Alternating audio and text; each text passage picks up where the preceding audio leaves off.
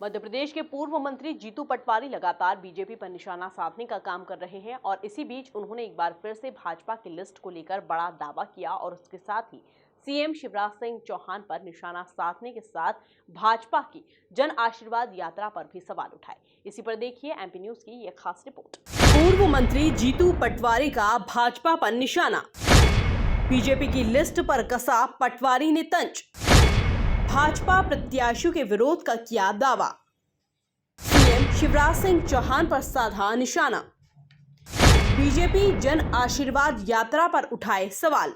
दरअसल पूर्व मंत्री जीतू पटवारी भाजपा पर निशाना साधने का कोई भी मौका नहीं छोड़ते और इसी कड़ी में एक बार फिर से उन्होंने यही अंदाज दिखाया और दावा किया कि बीजेपी की पहली लिस्ट में बनाए गए प्रत्याशियों का उनके क्षेत्र में भारी विरोध हो रहा है और जनता अब की बार कांग्रेस को ही चुनेगी। बीजेपी की जो पहली लिस्ट आई थी कुछ समय पहले उसका दम निकल चुका, उसकी पोल खुल चुकी है, वो पंचर हो चुकी है।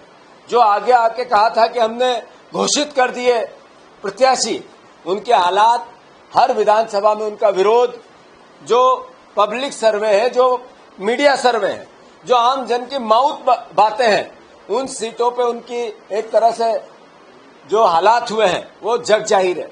कांग्रेस पार्टी लगातार बार बार हर बार समृद्ध मध्य प्रदेश की परिकल्पना के साथ अपनी बातें कर रही है, जो अमली जामा पहनाती है अर्थव्यवस्था के साथ अपनी बातों को। कमलनाथ जी कर रहे हैं, कांग्रेस की भारी बहुमत से सरकार बनेगी। मैं किसानों से इस भावना का कि आपकी फसल की बात हो, आपकी बिजली की बात हो, आपकी लगातार बढ़ने वाली लागत की बात हो और घटने वाली इनकम की बात हो, कांग्रेस पार्टी सजग है, गंभीर है, लगातार विचार कर रही है और युवाओं के, किसानों के, कर्मचारियों के, महिलाओं के हितों को लेकर लगातार चिंतित है और अपना एक मोटिव आपके सामने भविष्य का लेके आएगी, सही समय पे आएगी। आप सब, हम सब मिलके मध्य प्रदेश को बीजेपी से निजात कैसे दिलाएं, इसके लिए आप मस्तिष्क मानसिकता जो बना रहे हैं, इसके लिए मैं साधुवाद देता हूं और दृढ़ निश्चय करो और कांग्रेस की सरकार बनाओ। धन्यवाद। बीजेपी जन आशीर्वाद यात्रा के जरिए जनता के बीच जाने की कवायदों में लगी हुई है और इन्हीं कवायदों को लेकर कांग्रेस विधायक जीतू पटवारी ने कहा कि प्रदेश में बेरोजगारी, महंगाई, महिला अत्याचार चरम पर है, तो ऐसे में किस मुंह से बीजेपी जनता के बीच में जा रही है। मुझे समझ नहीं आ रहा है कि किस बात का आशीर्वाद जन से मांगने के लिए शिवराज सिंह जी तैयार हुए हैं, उनकी पार्टी तैयार हुई है। आप इस बात का कि हमने सबसे बड़ा बेरोजगार प्रदेश बना दिया, इस बात का कि हमने सबसे बड़ा कर्जदार प्रदेश बना दिया, इस बात का कि सबसे ज्यादा आत्महत्या किसान यही करते हैं, सबसे ज्यादा कर्जदार किसान यही है, 2 लाख से ज्यादा महिलाएं इस मध्य प्रदेश में गायब हो गई पिछले 3 साल में, 1 लाख महिलाओं के साथ बलात्कार और अत्याचार इस प्रदेश में, हमारे प्रदेश में होते हैं। किस बात का, इस बात का कि 4 लाख करोड़ का कर्जा आप लेते हो और लगातार पांडाल और माइक और विज्ञापन और आयोजन में 10 करोड़ रुपए रोज खर्च करते हो, कि इस बात का कि आप कर्ज लेके हवाई जहाज किराए से 200 करोड़ के एक साल में चला देते हो।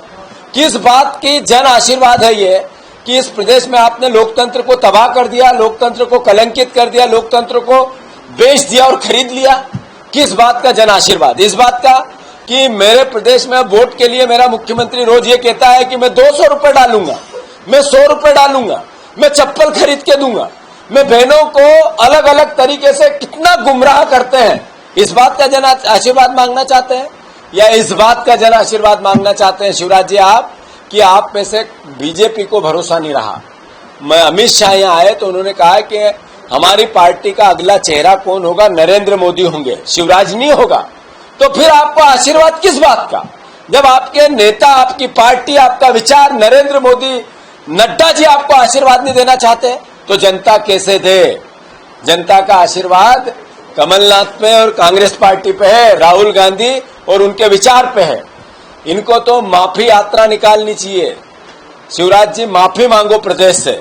जो बातें मैंने कही, आपने मध्य प्रदेश के भविष्य को गर्त में ले गए हो, आपने व्यापम जैसा कलंक लगाया। माफी मांगो, माफी यात्रा, आशीर्वाद यात्रा नहीं, माफी यात्रा भारतीय जनता पार्टी को निकालना चाहिए। इसी तरह से अपने बयानों में जीतू पटवारी ने सीएम शिवराज सिंह चौहान की घोषणाओं को खोखला बताया और इतने सालों पर महिलाओं की याद आने पर भी सवाल उठाए।